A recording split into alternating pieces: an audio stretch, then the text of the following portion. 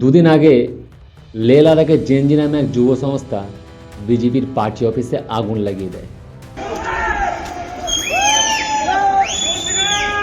ঠিকই শুনেছেন, আগুন লাগিয়ে দেয়।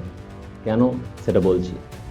যে লাদাখকে এতদিন ধরে আমরা একটি শান্তিপূর্ণ রাজ্য বলে জেনে এসেছি, তার আজ হঠাৎ করে এত উত্তপ্ত হওয়ার কারণ কি?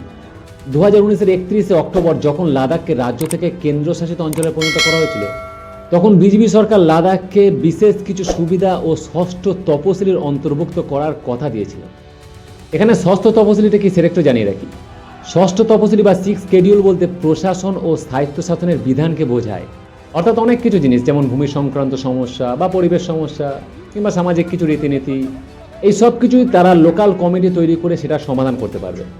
এই সুবিধাগুলি ভারতের আরও অনেক রাজ্যে আছে, যেমন মেঘালয়, ত্রিপুরা, আসাম, মিজোরাম প্রভৃতি। তো লাদাখকেও বিজেপি এই পরিষেবা দেওয়ার আশ্বাস দিয়েছিল, কিন্তু বিজেপি তো বিজেপি, তারা আজ পর্যন্ত কোনো কথা রেখেছে যেটা রাখবে? ভোট চুরি আর অন্ধভক্তের মাধ্যমে যখন দেশ চালানো সম্ভব, তখন আর কথা রাখার কী প্রয়োজন?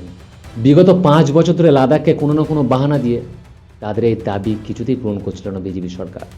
এই ক্ষোভে লাদাখের যুব সমাজ বিজেপির সেই আশ্বাসের উপর ভরসা রাখতে না পেরে পূর্ণ রাজ্যের দাবিতে রাস্তায় নেমে পড়ে এবং উগ্রহে বিজেপির পার্টি অফিসে আগুন লাগিয়ে দেয়। সেই সঙ্গে পুলিশ গাড়ির দিকেও পাথর নিক্ষেপ করে। আর এটা কোনো হঠাৎ ঘটনা নয় যে আবেগ উঠেছে আর হট করে ফেলেছে, এরকম কিছু নয়। এই বিক্ষোভ বিগত 5 বছর ধরে চলে আসছিল, কিন্তু আমাদের মিডিয়া তারা হিন্দু মুসলিম করা থেকে ফুরসত তুলে দিয়ে এগুলো নিয়ে তুলে ধরবে, তাই না?